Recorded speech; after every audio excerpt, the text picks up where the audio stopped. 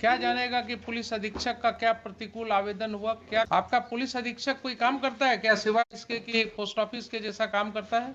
चौकीदार ने लिखा कि he was a dreaded criminal, जबकि उस व्यक्ति के खिलाफ कोई दूसरा मुकदमा नहीं था। याचिकाकर्ता टुल्लू सिंह उर्फ आशुतोष प्रसाद सिंह, पेशस रामलगन सिंह, पहला ही हजूर। ये सीरियल नंबर हम लोग के लिस्ट के अनुसार ही है। ये 33 सीरियल है हजूर। 1 पर जो है वो 33 है हजूर।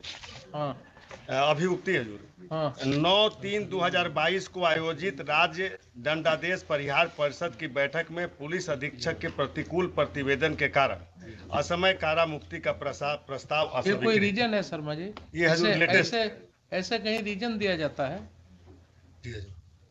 क्या जानेगा कि पुलिस अधीक्षक का क्या प्रतिकूल आवेदन हुआ? क्या कंसिडरेशन है आपका? हजूर काउंटर देख लेते हैं डिटेल। आपका पुलिस अधीक्षक फिर बोलेंगे तो बहुत सी बातें जाएंगी पब्लिक डोमेन में। आपका पुलिस अधीक्षक कोई काम करता है क्या, सिवाय इसके कि पोस्ट ऑफिस के जैसा काम करता है? एक केस में हमने देखा कि एक चौकीदार ने लिख दिया कि ड्रेडेड क्रिमिनल है ये, यही रमिशन वाले मैटर में चौकीदार ने लिखा कि he was a dreaded criminal, जबकि उस व्यक्ति के खिलाफ कोई दूसरा मुकदमा नहीं था। एंड वो रिपोर्ट ट्रेवल किया from officer in charge to SP, and SP ने उसको फॉरवर्ड किया, and then on that ground that remission was rejected. इसमें केवल हुजूर काउंटर जो दिए हैं उसमें हुजूर केवल 2002 का सर्कुलर लगा के और दे दिए हैं कि 2002। आपके पुलिस अधीक्षक के प्रतिवेदन की अब सैंक्टिटी नहीं रह गई है शर्मा जी। किसी को टाइम नहीं है अपना दिमाग लगाने का। ये तो ऐसे ही सेटिस्फाइड होने लायक है ये ऑर्डर। क्या है, व्हाट इज दैट? पुलिस अधीक्षक का प्रतिवेदन कुछ नहीं, कोई प्रतिकूल कुछ लिख दिया बिना उसको देखे हुए आपने उसको रिजेक्ट कर दिया। केवल पुलिस। आप इसी तरह से रीजंस देते हैं क्या सबका रिजेक्शन का? 2 लाइन में बस लिख दिया प्रतिवेदन। पैराग्राफ नंबर 8 में हुजूर लिखा हुआ है, the SSP Muzaffarpur vide memo number 1070 dated. लगाया है इन्होंने?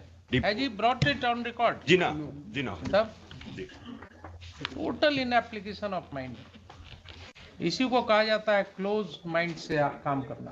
दिवस सजावार बंदी आशुतोष कुमार टुल्लू सिंह रामलगन सिंह के पूर्व रिहाई से संबंधित प्रतिवेदन भेजने के साथ। देखिए शर्मा जी, P5 जी इसमें हुजूर एक जजमेंट है हुजूर कोऑर्डिनेट बेंच का, हुजूर जन बेंच का, इस क्वेश्चन पर हुजूर पुलिस की रिपोर्ट पर। बोलिए, इसके ऊपर ही कहते हैं आपकी 10 केस प्रतिवेदित है। He is not convicted in those cases. So is it a ground? Can it be said to be a valid ground to reject his request for premature release? And that too to a person who has remained in custody for 28 years, actual custody. 20 में तो इनका हजूर conviction हुआ है। 2000 में conviction कभी भी हुआ है। 28 साल ये व्यक्ति जेल में बिता चुका है। ये तो 24 साल कह रहे हैं। 24 साल ये कह रहे हैं। 24 साल जी, और रिमिशन के साथ 30 साल जी। तो 24 साल के बाद तो वैसे ही इसकी जिंदगी खत्म हो गई। अब बचा क्या? 24 साल जो व्यक्ति जेल में रह गया, अब उसके बाद उसका क्या बचा? जो डिवीजन बेंच का जज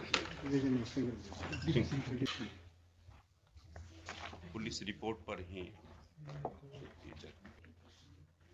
सारा जो है सरमाइजेस एंड कंजेक्चर्स पर बेस्ड है आपका।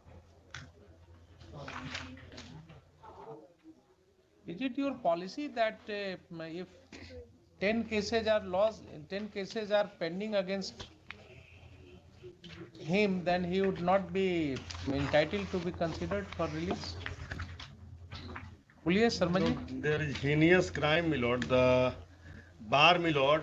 There are 4 types of bar enumerated in Roman 4 A, B, C, D, my lord. Yes.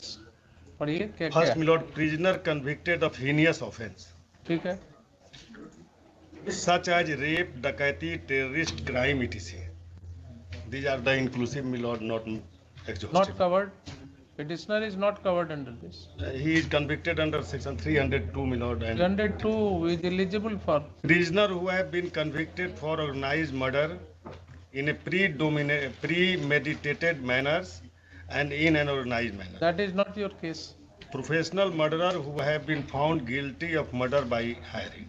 That is also not your case. Convicted prisoner who commit murder while involving in smuggling operations That is also or not who your are case. guilty of murder of public servants on That is also not your case. एक So बात his case was not covered under the exceptions. ना, ये हजूर इनके जो record आप पर पहले ये मेडिकल बताइए, है इन चारों में से कोई एक्सेप्शन अप्लाई करेगा इनके केस में? नहीं, वो तो नहीं हजूर नहीं करेगा, करेगा ना? नहीं करेगा हजूर। And that is not the एक reason. बात हजूर- That is not the reason provided by you for rejection. The reason is the report of Lord, SSP. apart these bar, my lord, apart from these, my lord, the report of the presiding judge, which is the statutory requirement, my lord, Mr. Sharma, please confine your argument to the extent my lord. of your grounds taken in the rejection order. You cannot supplement the grounds now. My lord. The ground stated by the remission board is only one, the report of the SSP. My lord. You cannot be allowed to add grounds to that.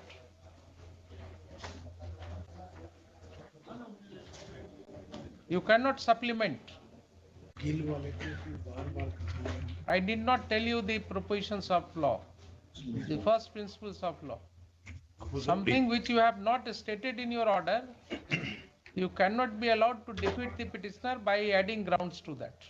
इसी point पर हुजूर अभी apex court का judgement आया है, वो हमने है। लगाया है अपने पेपर बुक में लास्ट लेक्चर हुजूर, उसमें एकदम क्लियर कहा किया गया है कि 14 साल और 20 साल पूरा होने के बाद स्टेट को छोड़ना है, ये कैसे हो जाएगा? छोड़ना Unless है। and until there is inquiry, my lord, and recommendations, the life means whole of the biological life, my lord. इसका हुजूर पैराग्राफ 11 देखा जाएगा हुजूर, डिस्क्रिमिनेशन पे In the Pick and choose constitution bench basis- judgment, my lord, in Sri Hararan case, my lord, All those judgments this court has considered. Consider All those judgments this court has considered.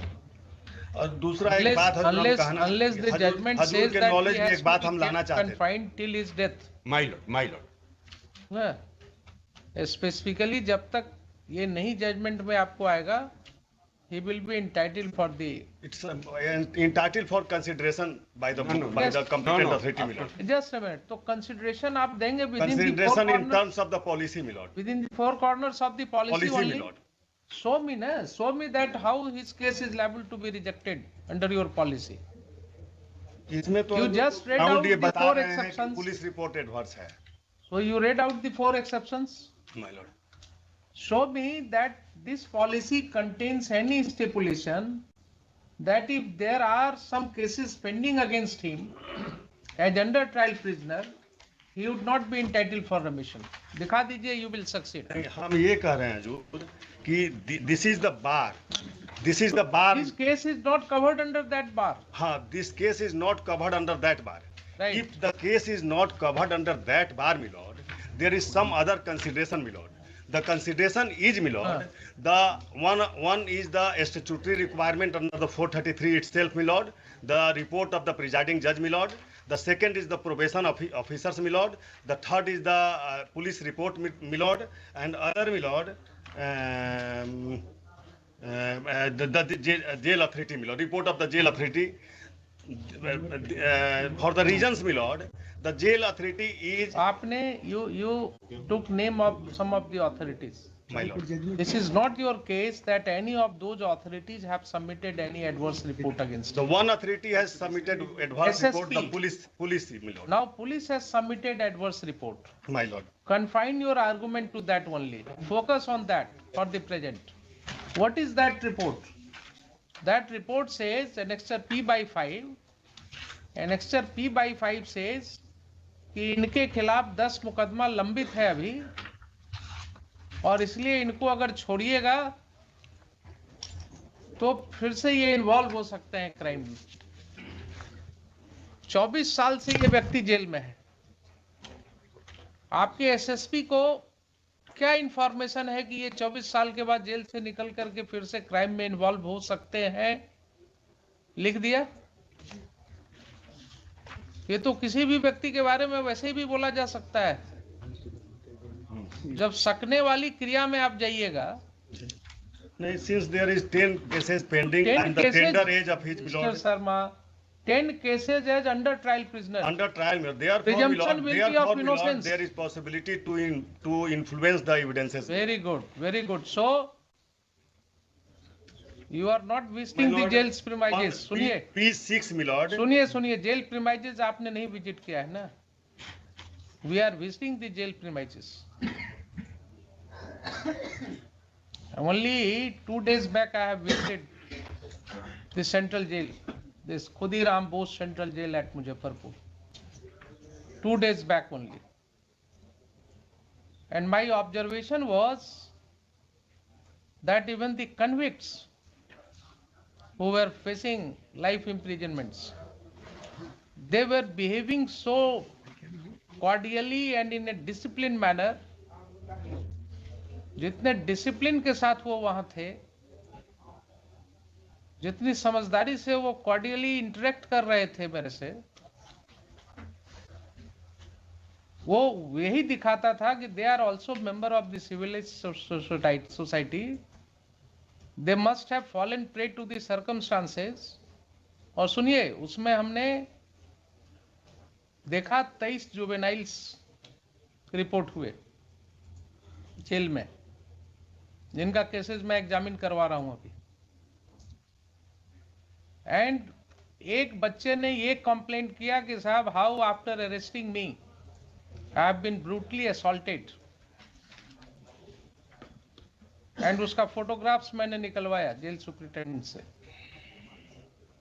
Then his complaint was lost. All these happened in presence of the SSP and jail superintendent. 2 दिन पहले की घटना आपको बता रहा हूं. तो आप जितनी आसानी से क्रिमिनल समझ लेते हैं लोगों को. हुजूर प्रभु जी अगर हजूर नहीं माफी के सुने, साथ- हजूर इनका माफी के ऑफिसर साथ। तो प्रधान राष्ट्रपति का भाषण सुना होगा ना. जेल का कंडीशन कहा था राष्ट्रपति ने अभी 1 वीक पहले. जी ऑफिसर सुने आप होंगे, नहीं समझ सुने. सकते हैं. आपको बहुत सी बातें जो हैं वो डिफिकल्टी हो रही है मुझे भी बोलने में on camera, because it will go to the people domain. जो स्थिति हमने देखा, ये सब कहने की बात हो रही है, ह्यूमन राइट्स और बेसिक ह्यूमन राइट्स और सारा कुछ. ये सब जो ऊपर वाले लोग हैं ना, इन्हीं के लिए, हम ही लोगों के लिए है ये सब राइट्स. जो दबा कुचला हुआ व्यक्ति है, उसके ह्यूमन राइट्स की परवाह जो है बहुत मुश्किल हो रही है. ऑन स्पॉट जब जाइएगा, जाइए जरा घूम करके देखिए कभी क्या स्थिति में लोग रह रहे हैं, क्या इनह्यूमन कंडीशन है. I have issued certain directions. I don't know to what extent I would be able to succeed, but yes. If my lord has seen the juveniles with the adults in the jail, my lord cannot imagine the exploitation साहब, of those jail के juveniles. अंदर can you think of, हम लोग रोज इतने seminars करते हैं और रोज इतनी बातें होती हैं. जेल के अंदर there is a juvenile ward. How there can be a juvenile ward inside the jail premises? Without any sanction of law. Contrary to in violation of law बोलिए ना. विदाउट सैंक्शन तो मिलेगा जब परमिसिबल होगा. तो it is in violation of law that a juvenile ward is existing inside the jail premises. They can be only kept in remand homes. तो sometimes जब अपने अंदर झांक करके देखिएगा ना, तब पता लगेगा. 24 साल जो व्यक्ति जेल में रह गया, आप उसको कह रहे हैं कि साहब इससे ये संभावना है. एक इसको प्रश्न तो और मुश्किल हो उठेगा जाएगा हुजूर, कि जब ये इसमें एक वापस- प्रश्न और उठेगा. इस बीच में उस सब केस का ट्रायल क्यों नहीं करा दिए? नहीं हम तो और, प्रोड्यूस करते रहते. और वो जब व्यक्ति वापस लौटेगा, उसको सोसाइटी में एसिमिलेट करना मुश्किल होगा. उसको सोसाइटी में बैठने की जगह मिलनी मुश्किल होगी.